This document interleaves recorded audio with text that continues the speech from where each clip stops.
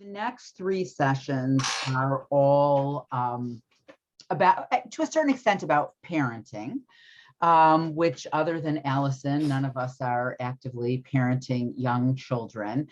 But in looking at the sources, some of them are so foundational to Jewish theology that I think that they're interesting and relevant as far as what does Judaism think about parenting, that even if you are not actively involved in parenting, I think that these are still pretty relevant sources. Having said that, I think the third session, which deals with dilemmas, which, hopefully, as I said, only Allison maybe has dilemmas in parenting, active parenting, are probably not as relevant. So I'm thinking that I think what I'd like to do is try to condense the three classes into two, and then do a surprise unit, or maybe I'll send you the sources. I'll look at the sources on peoplehood or faith and see if there's, just looks like something that would be super interesting, and give you a taste, because we decided after these sessions, we are done with all of the Hartman curriculum on ethics. So we'll give a little taste, because I'm thinking about with Purim and Pesach, and I'm going to be out of town the last weekend in March, God willing, COVID willing, that I'll do another like 5 or 6 week session starting in May. And so I'll take a look and decide whether I think the faith or the people, or I have to sort of look and see what the other curriculum is, and see if people are interested in doing another sort of unit on something else. My favorite thing to teach is text. That's what I really love to do. I love to teach Jewish texts, even if they're not specifically relevant to to the stage of life that I'm in. And I was this. So I don't know if any of you followed this about. There was in the I don't know, let's just say woke circles that I sometimes find myself reading about, usually not agreeing with, but reading about. There was I don't know if I would call it a controversy, but Valentine's Day. Valentine's Day is really, can be a wonderful day if you have a partner, and somebody gets you flowers or chocolates or all of that. But, either it could be a painful day if you don't have a partner, or perhaps if you lost your partner, or perhaps it's a day that goes unremarked, or maybe you have other people that you send Valentines to, like your children or your friends or whatever. So my understanding is the day after Valentine's Day is now Singles Day, to celebrate, to have a day to celebrate being single. So in the Jewish community, particularly amongst young people, there is a lot of conversation about something that Judaism has taken for granted until, the last couple of years, is that the ideal state is to have children. Even more than that it's a mitzvah to have children. It's not like it's just a good thing to have children. It's actually the first mitzvah, right? You shall be fruitful and multiply is the first mitzvah of the Torah. And therefore, it is sort of self-evident that, of course, that should be the goal, that you should partner, we'd say traditionally marry, and that you should have children.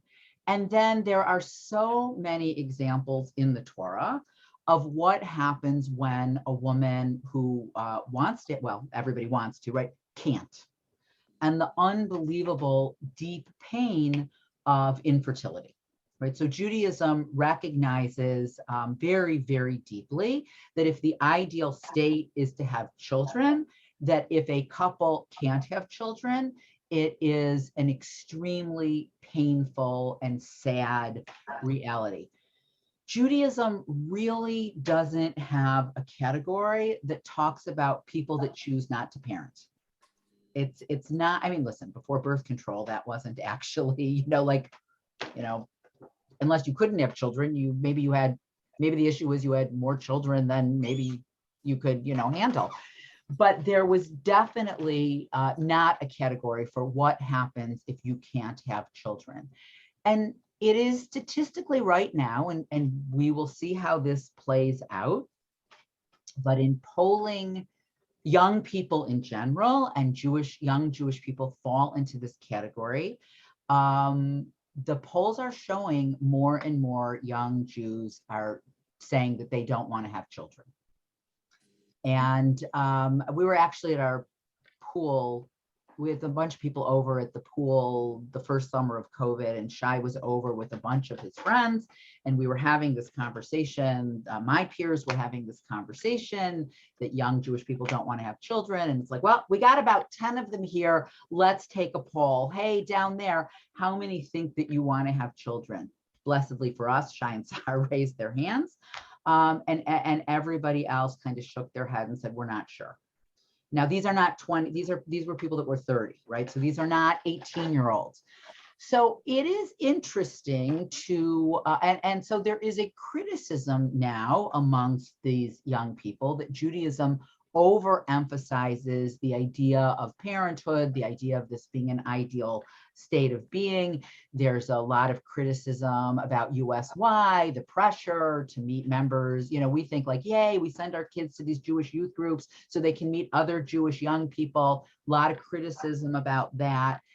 So, as we live in interesting times where people look at things in different ways, I don't think this is the most wonderful thing for the world, for young people to decide that they don't want to bring children into the world. I do understand why you could think the world looks pretty, dark, and a lot of the things I hear is, with climate change, what kind of a world will there be? But for me, one of the things that I actually find sort of, I actually find deeply spiritual is the idea that Jews say, even in spite of the hard times, we want, Lador Vador, and we want to continue on, and we want the next generation. So, so we are going to look at text, not to, want everybody, feel sensitive about this issue. I did I don't know why I don't know why this reminds me. Well, I guess I know why it reminds me. So I did a funeral last week. It was a cousin of a member, so it was not somebody that I knew personally, and he was about my age. He died at about 60-ish. So it was obviously sad, and his mother survived him. So, particularly sad. So in speaking about, in the intake that I do when I'm meeting with a family, he had 4 siblings. So this mother had 5 children. None of them had children. And I thought, I would assume that when you have 5 children, particularly, born in the early 60s, the assumption would be that you would be a grandparent. Like that would be what you would, the natural course of life of what you would expect. This case, I don't know anything about them. I don't know the adult children personally. I don't know their life trajectory and, why this happened.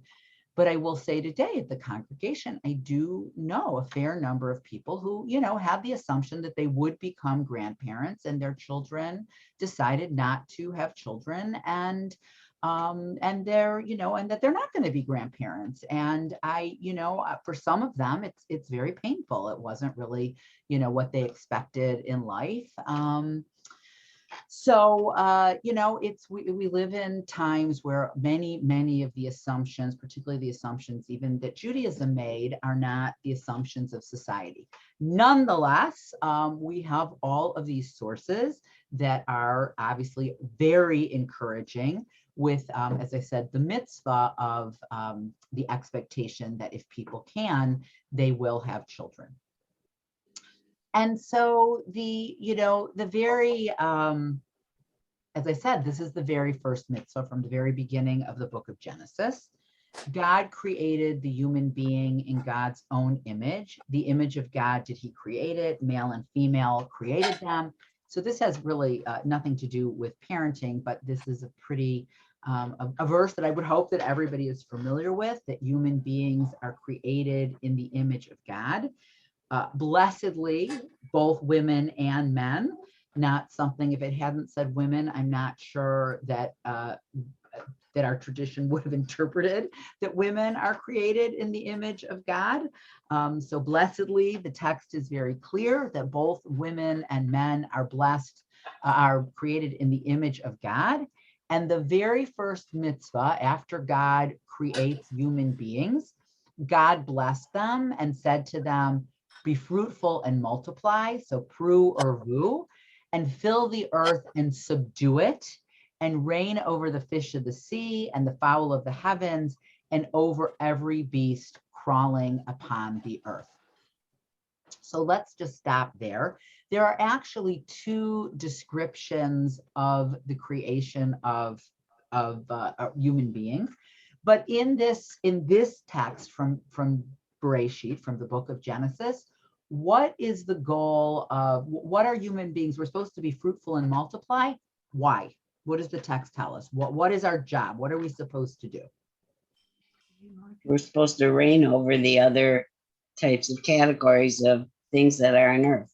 Okay, so I just want to look at the word in Hebrew for one second. Kiv shuha. I don't know if you can see my cursor, right? Subdue it, right? Subdue the earth, conquer the earth, rule over the earth, and fill the earth. So, you know, in ancient times, when you had a few number of people and a vast wilderness, this might have seemed like a reasonable, you know, if you think, you know, the pioneers and go out west and, you know, create farmland and graze cattle and, you know, make farms out of the wilderness, or even in Israel, drain the swamps. Today, this is probably one of the reasons that people, you know, choose not to have children. Does this feel chilling to anybody in face of, you know, climate change and what we, you know, the kind of damage that human beings now can do to the earth? Right. I mean, it's, you know, and it several thousand years ago, this might have sound, you know, how much harm could you really do? Like, what could you really do? You know, okay, so you know, as I said, you farm it, you till it, whatever. But how much, you know, today, of course, the idea that we rule over the earth, that we conquer it, feels like, you know, we've gone, you know, we've gone too far. Interestingly enough, there is another creation story. There are two creation stories, right? We've got, if you'll notice in this story, we don't have the story of the rib. That's the other creation story. And in that creation story, it actually says that we are supposed to guard over the earth, shomer, right? So there are two foundational stories that talk about, you know, if we were talking about if we were talking about environmental ethics, of which Judaism has quite a bit, as you know, we would be talking about the balance between guarding it and conquering it, which are, you know, real issues. You know, they're the issues of the balance between providing jobs and protecting the environment, and how is that balanced when those two things come into tension. So, but nonetheless, Judaism in the very, very beginning lets us know that our attitude towards the earth is that, or our attitude is that we're supposed to be fruitful and multiply, right? This couple that starts as just two human beings are supposed to then grow into a much larger population. So this isn't, so while they bring this text to speak about parenting, this text actually really has nothing to do with parenting per se, right? It doesn't say at this point, bring a child into the world so that you can have, you know, the pleasure and the responsibility of, you know, educating them. I mean, believe me, Judaism will have plenty to say about that. But this is not the initial stance towards parenting. The initial stance towards parenting is that the world is empty and God wants human beings to procreate and to help fill the world, and that very clearly human beings are in charge. Rabbi, where is the second story? They're both in the first chapter They of both Genesis. are in this first Yeah, chapter. they're both in the beginning of Okay. Genesis. And we're going to look at a little bit of the next one also. So so there's no, at this initial layer, I would say there's no moral. The moral imperative is to follow God's command, but there's no personal level of the way we would think of parenting with this first commandment. And then, I'm sorry, so the next story is in chapter 2, Genesis chapter 2. So right after, in Genesis, in the second chapter of Genesis, this is where we get the story of Adam looking around. Adam looks at all the animals and says, every animal has a partner except for me, right? Like the lions go together over there, and the elephants go together over there, but there's nobody for me. And then God puts him to sleep and takes his rib, and then Eve is created, and Adam looks at this woman and says, she is bone of my bone, flesh of my flesh. This person shall be called woman, Isha, for she has been taken from man, Ish. Therefore, a man shall leave his father and mother and hold tight to his wife and become one flesh. So these are two different tones, right? The first tone is women and men are created equal. What would you say, like when you read, she's bone of my bone, flesh of my flesh, and therefore a man shall cling, leave his parents and cling to his wife. Like, how would you describe that stance?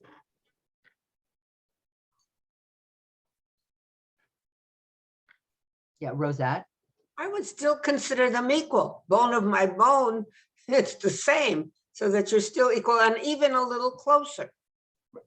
It's so intimate, right? Like, it's not, remember, the whole thing about men ruling over women comes after the story of the snake, right? So in its inception, whether it's the first creation story or the second creation story, this is very intimate, bone of my bone, flesh of my flesh.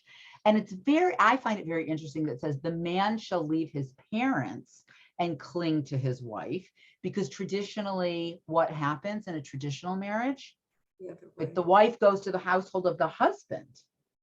When we were in Morocco, one of the things that they showed us was that people kept adding on rooms to their homes. Like if they could afford it, they kept adding on rooms to their homes, because every time a son got married, they'd need a room in the house for their wife. That for most of society, and in Judaism as well, a woman left her parents' house and became part of her husband's household. So it's interesting in this idyllic Eden setting, which, by the way, remember, there are no parents yet. So it's sort of anachronistic, right? There are no parents yet. But the idea that a man, okay, so we'd say, I don't know, maybe I'm overreading the romance, but who's the husband's first loyalty towards? Wife. Right, the wife, right? He clings to her. He leaves his parents' home, whether it's physically, whether it's psychologically, his first, that he clings to her. So this again has nothing to do with parenting. It's a very interesting stance about both creation stories, about the ideal relationship in Eden between a man and a woman, equal, intimate. Rabbi, although you could interpret the first interpretation as being close and a part of you, if you're doing, if you're trying to play devil's advocate, so to speak, can you not also possibly interpret this as, if I am the being, you are just a part of me or a piece of me, so you are in essence not necessarily subservient, but we're not necessarily equal? Yes, absolutely. I mean, absolutely. Look, that's how it was interpreted for thousands of years. Right. Right. So it's like, whatever this ideal, men and women created in the image of God, that's all, thank God it's there, as I said, is a foundation of of an awakening to women's roles. But yeah, absolutely. An Isha is someone that comes from an Ish. In other words, even if you don't say subservient, the mold is the man, right? The mold is the man. You know, they say this a lot in medical research, right? In medical research about like pharmaceuticals, that the test case is how does this drug affect a man? That they don't always have tests like, okay, we know that if a man takes this dosage, what does that do to a woman, right? Like that man is the, I don't know, I'm trying to think of what the appropriate word would The be. standard. Yeah, the man is the standard, and everything else, you know, flows from that. So absolutely, like I think there is something romantic about this. One of our ketubah has beautiful like calligraphy around it, and there are ours was hand done in the days when you couldn't go to ketubah.com and choose an artwork ketubah. So we chose verses to put, you know, out on to decorate our ketubah, and Dan chose this one. A man will leave his you know, his parents' home and cling to his wife. So that's you know, that's on our ketubah. So yes, you can read these all very romantically, but we also know that you know, through all of Jewish history, you know, a man basically owned his wife, right? She was his property. Lisa? Yeah, I mean, to me, what it says is women can't exist without men. Right. And look, in ancient times, financially, that was more often true than not, right? Like a woman, we know that when the Torah talks in great detail about the orphan and the widow, they're lumped together because a minor or a woman that was out without a male protector was unbelievably vulnerable. She was financially vulnerable. She was vulnerable to, you know, being taken advantage of, being harmed because she didn't have, you know, someone that would protect her physically, you know. So yeah, so it was, you know, I mean, literally, I mean, it's hard to, you know, you can't really overstate that that women were unbelievably vulnerable in society. And now it's interesting. There are these interesting cases in Judaism where women became successful and had money in their own right, or, you know, they were widows and they ran their husbands' businesses successfully. And there are nice, you know, there are true stories about this throughout history, but it was, you know, it was the exception, certainly not the rule, that women were subservient, were owned by, were the property of, they were the property of their father, then they were the property of their husbands. And unless, you know, they were very wealthy, when they became widowed, they were, you know, as I said, they were incredibly vulnerable. So let's go on. So what does it mean that they should become one flesh, that man and a woman should become one flesh? So, you know, there are obviously some sexual allusions to this, but our commentary, one of our commentaries on the source says, one flesh, the child is formed by both of them, and in that act, their flesh becomes one. So, you know, I mean, I guess biologically, genetically, you know, that there's truth to that. So the idea of what is the fulfillment of the Torah when the Torah says that they should become one flesh, what is the fulfillment of that? The fulfillment of that is having a child. So, and then of course they eat from the tree, or, you know, Eve eats and then gives it to Adam to eat. And then there is, and then they are punished. And Adam's punishment, they're expelled from the Garden of Eden. And Adam's punishment is, by the sweat of your brow shall you get bread to eat, and unto it you shall return to the ground. From it you were taken, for dust you are to return, and dust you are, and dust you shall return. And Adam renamed his wife Chava, because she was the mother of all living things. I don't know why. I just want to see something for 1 minute that I want to pull up quickly for you that I should have done. I have no idea when on a unit on parenting, they didn't bring up the obvious verse about Eve's punishment.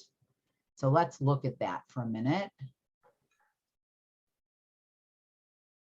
Hold on, I'm just going to pull up the source.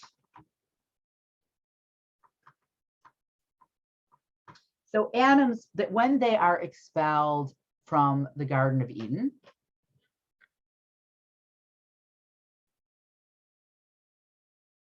when they're expelled from the Garden of Eden, this is actually the full punishment. And I think when you're talking about parenting, it seems strange not to bring this.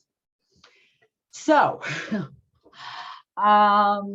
this is the punishment, right? This is the punishment. And to the woman, God said, I will greatly expand your hard labor and your pregnancies. So labor, we assume in the Garden of Eden, giving birth was relatively, painless, but your punishment for disobeying God and eating of the tree, labor will be hard. In hardship shall you bear children, yet your urge shall be for your husband, and he shall rule over you. So your urge shall be for your husband. Shockingly, actually, you might be surprised to me, like you still want to have sex with him, right? It's going to be hard to have children, and yet, in Judaism, unlike I only know about Christianity. In Judaism, sex is a woman has a right to sex. All right, a woman has a right to sexual activity. The understanding is it's something that within marriage, of course, because Judaism is very traditional that way, that it's something that a woman should enjoy. It's something that a woman wants, not just for having children, but for its pleasure, for its own pleasure. And actually in the Talmud, because the Talmud, our tradition likes to be very explicit, the question is how much sex does he owe her? And it is dependent on his profession. If he's around a lot, more sex. If he travels, he's got less. And so if he travels by, foot, more. If he travels by camel, meaning he's further away for longer, less. If he goes, if he's a sailor, even less. And a woman has the right, if a man decides he wants to change professions to one that will take him away from home more often, meaning she will have less sex, she has the right to say no. So it's and actually the ketubah protects this right for her.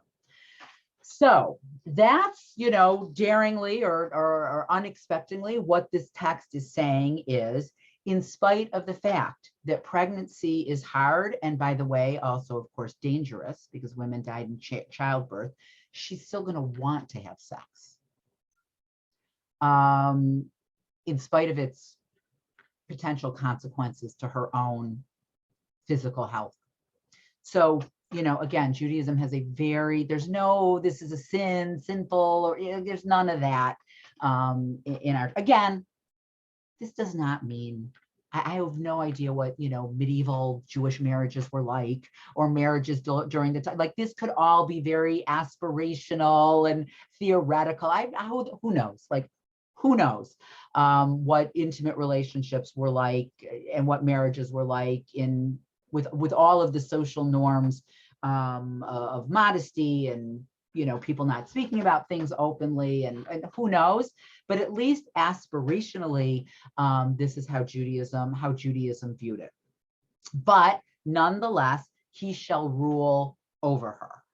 And again, I will say it's interesting to me that in a unit on parenthood, they didn't bring the Rashi on this, because the Rashi, so it says in pain she will bear children, and Rashi says this refers to the rearing of children. So it's not just that childbirth itself is painful, but raising children is painful, challenging, difficult, frightening. I don't know, whatever adjectives Rashi, who had many daughters, brings that commentary that how hard it is to raise children. And though I will say, as hard as it might have, as it was at certain times, I used to feel when I was raising my kids, like, remember when they used to put wanted ads in the post office? Like on any given day, it would be like, are these like the best kids ever? Or are there, posters going to end up in the post office? Like, I'm not really sure. Like, I'm not really sure on any given day how this is all going to play itself out. Though I will say, these last 2 years watching parents parent during COVID, that just blew away sort of any kind of assumptions about, and then try doing it all at home, from the little room off your, kitchen. Norm? You talked about raising children being painful, and earlier you were talking about grandchildren. There's a joke, and maybe everybody's heard it already, that your grandchildren are your reward for not killing your children when they're teenagers. There you go. Right. Or that, right. I mean, that's why everybody tells me this is the best club, right? Because you did all the hard work already. You did all the painful, hard discipline and decisions and all of that. And it's true. Like, when I get tired, I like, okay, here's the baby. I'm going home. My house is quiet. So that's what Rashi says. And this is the punishment that women engender. And then of course, men also are punished, and they're punished by having to toil by the sweat of their brow in order to bring food. Now, interestingly enough, I will say, and again, this really has nothing to do with parenting. I think one of the interesting things about that Judaism could have done and didn't do is, we're not a fundamentalist in this way. If the punishment is childbirth is painful, and the punishment is tilling the land and bringing forth food was meant to be hard as a punishment, are you allowed to mitigate that punishment through drugs, through tools, through technology? And the answer is yes. It's a punishment, but it's a punishment that human beings have been able to. I mean, listen, there are plenty of places where people are starving and it's famine, and let's face it, it's, there are many people who are, tilling the soil by the sweat of their brow and don't have enough to eat. But Judaism never took the stand that this is an eternal punishment, and therefore you're not allowed to mitigate it, which I just find interesting. I just find interesting as something that we sort of take for granted. But when we look at other traditions and original sin and the idea that, there is suffering that's inherent with that for all of humanity forever, that's not a Jewish interpretation in any way. So now we're going to sort of move into, okay, so you have these kids, and it wasn't easy to get them, and it wasn't easy to raise them. But now it's not just, we'll have them so that you can fill the earth and subdue the earth, have them so that you can become one flesh with your, with your spouse. Now we have, the moral idea of what we're supposed to do with these kids that we have. And so it's, we're now going to get to Abraham. So sort of just to sort of look at the tradition, to look at the opening stories of the Torah, we have the creation story. It's basically a failure, right? Adam and Eve sin, and this couple that God starts out with such high hopes that barely last, half a day, and then they've sinned. And then you have the Noah story. And of course, that's a disaster. We know it starts as a disaster, that the whole world is evil, and the world has to be destroyed, and then the world is destroyed, and God promises never to do that again. And then we get the Abraham stories. And we don't know him. Abraham is quite old when God chooses him and tells him, Lech Lecha, to leave his land and to go out to the land that God will show him. And we know very little about Abraham. Why did God choose him? Who was he? We learned some about him in the stories, but the Torah, God doesn't say, you know what, I've been watching Abraham and I see he has all of these, amazing qualities. But, you know, and this is why I'm going to choose him. So we only find out certain things afterwards. And this is the story that this is right before Sodom and Gomorrah. This is what God thinks about Abraham and why God decides to tell Abraham about Sodom and Gomorrah. Abraham shall surely become a great and mighty nation, and all the nations of the earth shall be blessed in him. For I have known him to the end that he may command his children and his household after him, that they may keep the way of the Lord, to do righteousness and justice. And to that end, the Lord may bring upon Abraham that which God has spoken of. So what are we supposed to do? What are we supposed to do as parents? What is it that God knows about Abraham that's so great that he knows that Abraham will do? What does God know Abraham will teach his children? Right? Righteousness and justice, right? That's like, you know, what's Judaism? What would teach me all of Judaism while standing on one leg? You know, that which is hateful, don't do unto others. The rest is commentary, go and study. Judaism actually has many other pithy lines, right? Judaism has many other pithy lines. Like what's the whole summary of what it's all about? What it's all about is to teach the next generation righteousness and justice. That's it. Right. I mean, you know, teaching them maybe other, you know, Jewish rituals and, you know, it's funny because well, I know it's funny. Obviously we at our school at SJS, of course, teaching kids about righteousness and justice is a huge part of the curriculum and really, really important. But of course, we also feel equally important is to teach them Jewish ritual.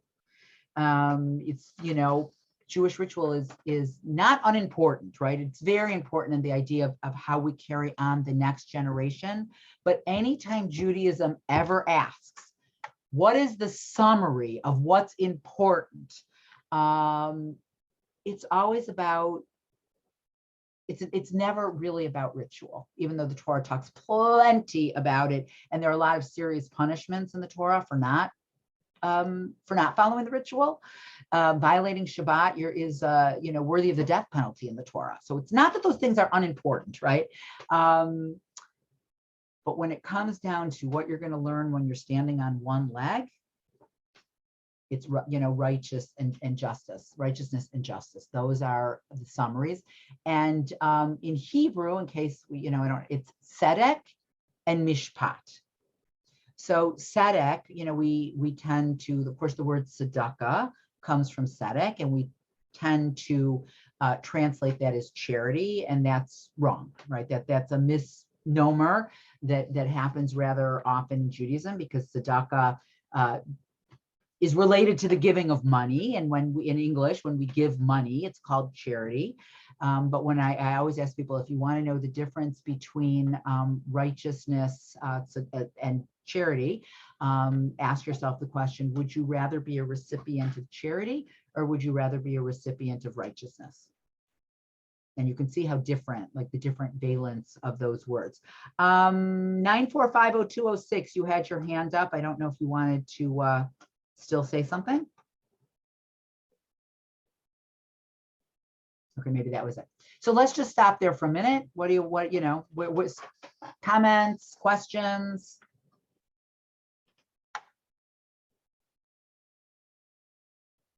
So by the way, I should probably say mishpat, tzedek and mishpat.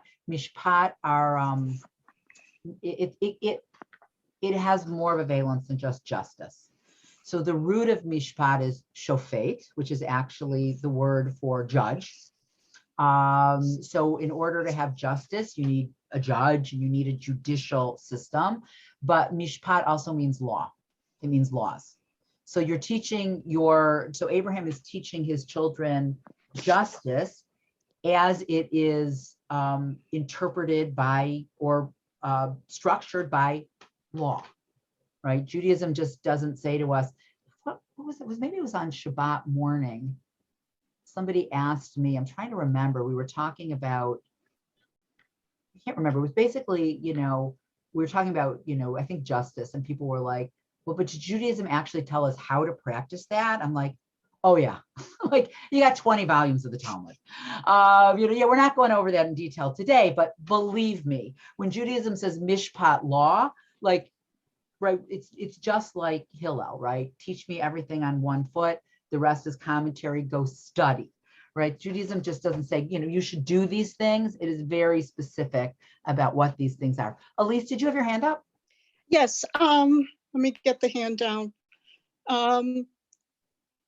I noticed from you speaking and from what from the passages read that there is a parallel in Abraham's relationship to God in the Sodom and Gomorrah story, as well as the binding of Isaac. It's as if perhaps one of the reasons God chose Abraham is Abraham will argue. It's an interesting Abraham won't take up from anything from God without a good reason. Well, it's a wonderful, I mean, that's when in the Sodom and Gomorrah story, which this precedes, when Abraham begins to argue with God about killing the innocent with the righteous with the guilty, he says, will not the judge of all the earth deal justly? So these two verses are so beautiful, right? God says, I know Abraham, and I know he's going to teach justice to his children. And Abraham says, wait a minute, you're going to kill innocent people with guilty people? You're the judge of the world. And it's beautiful. First of all, it's beautiful how they both think of each other. But then, of course, God starts to go, well, okay, yeah, you're right. I'm not going to kill the innocent with the guilty. And there aren't really anybody to save but Lot's family. But they both are responding to this in each other. I've been taught, there's so many interpretations, but I've been taught of binding of Isaac that God isn't just checking Abraham's faith. Abraham is checking God's faith in him, and whether or not we, however we interpret it, it seems to me that it's the Sodom and Gomorrah story is interesting in a different way than I ever realized, going through classes. So there, it's interesting, in one story, Abraham argues, and in the other story, Abraham obeys. And we could talk about the binding of Isaac. It's one of them, it's one of the most complicated stories, I think, for us in the Torah about why would you obey when God says this. But, if you always argue or you always obey, what does that mean? Right? We have two stories in the same parsha, right? Where Abraham takes one stance and then Abraham takes another stance. And so, what we're supposed to see from that, whether we like the story of the binding of Isaac or not, or we think we would have done differently if God had told us to do something, what we see is Abraham, the Torah showing us Abraham is a complex person who both has a relationship with God, is someone that can argue when he feels the need to, and someone who can obey, because it's not like obeying God's laws is not a value. It's a value, to obey what God says. And so you have both of them in Abraham together. All right, let's look at one last thing. I have to say, it is because I just experienced the Brit Milah, the ritual circumcision of our grandson. It's I will say particularly relevant and meaningful. There is having been, being the mother of two sons and a daughter, and then now, I kind of felt like when Dan and I arranged, especially for Shai's Brit Milah, because he was our first, it felt so very adult. And I kept thinking, any teenager, can have a child, but it takes a certain stance in life to decide that you are going to bring your child into the covenant through a procedure that will cause this child pain. And in addition, it was probably the first time we ever threw a catered meal. And so to see our son, not only with his wife, arrange to bring their child into the covenant, and then, throw a catered meal, like there's just something so very adult about the whole thing and to watch this. And I'm, because I've attended countless circumcisions, it's not something that particularly makes me queasy in any sort of way. Though my daughter-in-law, like, we started the Brit Milah, it was called for 11. I think we started it at like 10:59 because she said to me, if we don't start this right now, I think I'm going to throw up. So, it was not quite so easy for her as the mother. Understandably, obviously understandably so. But here is, so the first mitzvah is, be fruitful and multiply. The second mitzvah is, of course, if you have a boy, to bring him into the covenant. Today, of course, there are beautiful and wonderful ritual ceremonies to bring a baby girl into a covenant, obviously without the surgical procedure. And God said to Abraham, as for you, you shall keep my covenant, you and your seed after you throughout their generations. This is my covenant, right? Brit, a brit is a covenant. This is my brit, which you shall keep between me and you and your seed after you. Every male among you shall be circumcised, and you shall be circumcised in the flesh of your foreskin, and it shall be a token of a covenant between me and you. And he that is 8 days old shall be circumcised among you, every male throughout your generations, and my covenant shall be in your flesh for an everlasting covenant. So the one thing I will say about a Brit Milah, unlike so many other Jewish rituals, like every other, it is what it is. Like, you can have some nice readings and the parents can talk about why they chose the name, but it is a surgical procedure, and it is somewhat painful. We assume, the baby cries, we assume it's somewhat painful, and you can dress it up, but the primitive nature of what it is what it is. And the idea that in our tradition, that the covenant is carried through the flesh of the male, and not just through the flesh of the male, but from the very organ where procreation takes place. We don't need to dive into this too much, but the idea that God's mark, or the mark of the covenant, is on a man's penis. Let's just say an organ that can also do a lot of immoral damage in the world, right? we don't have to get too graphic here, but you could say it's not actually that, it's his brain, it's who knows, right? Whatever it is. But here is this thing that our tradition says needs to be controlled, right? Needs to be sanctified, needs to be used in appropriate ways, right? So appropriate could be the enjoyment of sex within the bounds of marriage, because that's, Judaism didn't recognize anything else in ancient times, right? Can be used for pleasure, should be used for pleasure for a man's wife, should be used to procreate, should bring a child into the covenant. And hashtag me too shouldn't be used for other things. And so the focus of it becomes like, you probably don't spend a lot of time thinking about it, but the focus of it becomes very direct. And so what a parent's obligation then is to bring that next generation into the covenant through this ritual. Flo? Well, in thinking at the whole thing and how we started off, when you're talking about in today's world and how many couples choose not to have children. And here we've been talking for an hour. And of course, we know that the Torah and all the texts are patriarchal, everything we read. So you think about these couples in today's world, including what we just talked about, the Brit Milah, everything is pointed by.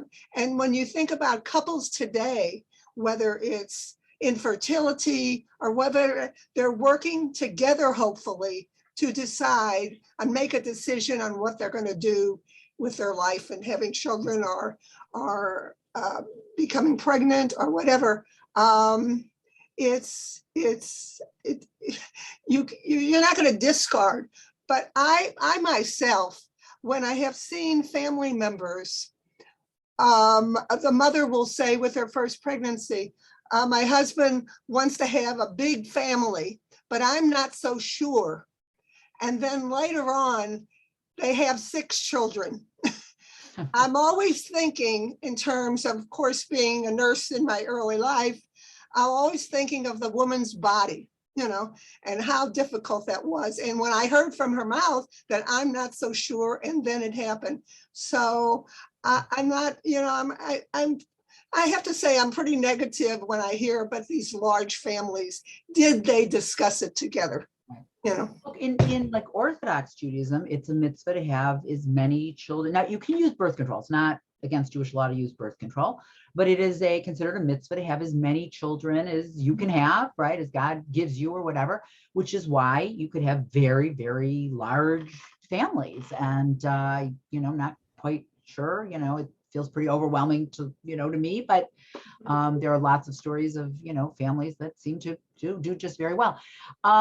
I will say for me, one of the blessings of being a rabbi in the Midwest is that it is almost every couple that I deal with that have a boy, even couples that are intermarried, do a Brit Milah. That is not the case that I'm hearing on the West Coast or on the East Coast. I'm hearing lots of young Jewish people deciding to they're not doing a Brit Milah. They're having the baby circumcised in the hospital. I don't hear a lot in very, very liberal communities. There are people that aren't circumcising at all. I don't think that's as common still in the United States.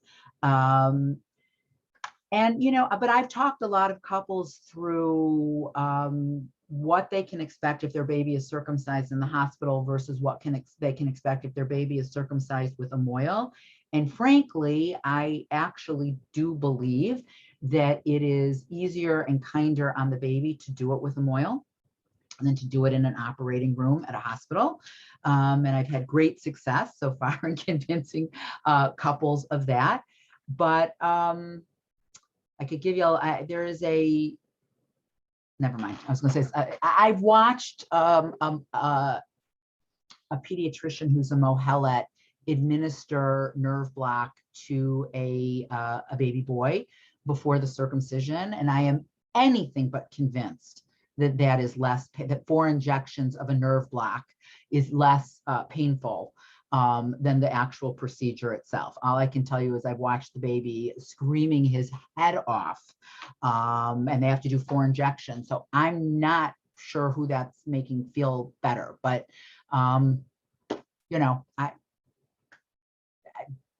that's not my medical opinion. Norm? Bridget's family is not Jewish. When our son Glenn was born and we had a bris, and